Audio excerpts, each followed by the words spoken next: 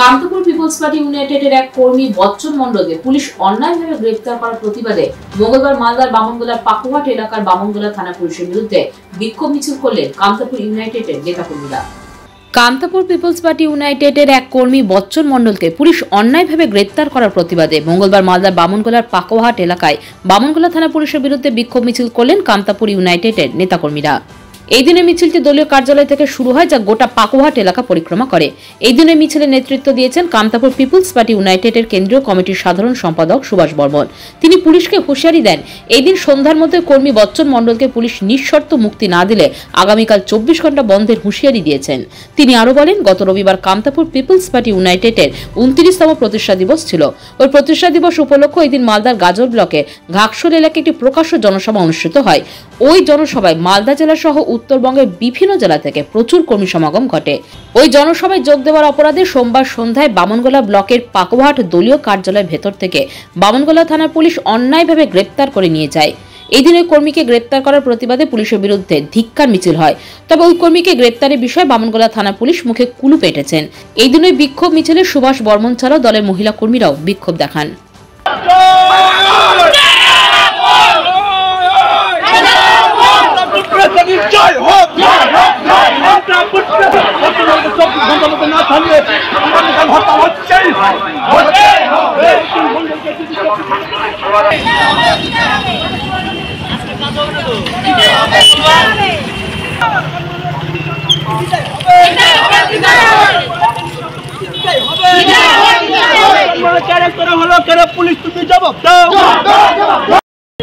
আমরা আজকে সন্ধ্যা পর্যন্ত সময় দিলাম বামনগোলা পুলিশকে।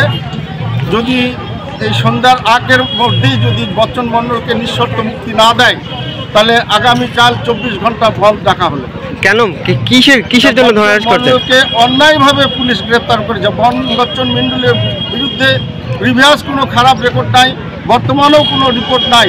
শুধু রাজনৈতিক কারণে বচ্চন মণ্ডলকে অ্যারেস্ট করা হয়েছে।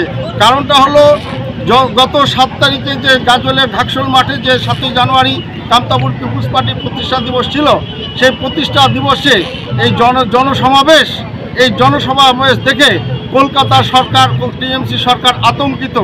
তাই এই কামতাপুরি আন্দোলনটা দমন করার জন্য সেই যে 27শে নভেম্বর ছিল, 2000 সালের 27শে নভেম্বর কামতাপুর অপারেশন, সেটা ছিল যেমন বামফ্রন্টের কৌশল। সেই পথে মমতা সরকার ও টিএমসি সরকারে হেঁটে আমাদের এক এক করে কর্মীগুলোকে অ্যারেস্ট করে সমস্ত কর্মীগুলোর মনোবল দুর্বল করে দেওয়া, এটাই হলো টিএমসি সরকারের বর্তমান কর্মসূচি। তাই ওই 27শে নভেম্বরের পুনরাবৃত্তি যাতে করে আর কোনো দিন না হয়, না যেন করতে পারে, তাই আজকে আমরা শুধু নমুনা, আজকে শুধু আমরা এই মিছিল করলাম, বিক্ষোভ মিছিল। বচ্চন মণ্ডলকে অ্যারেস্ট করা হয়েছে কেন?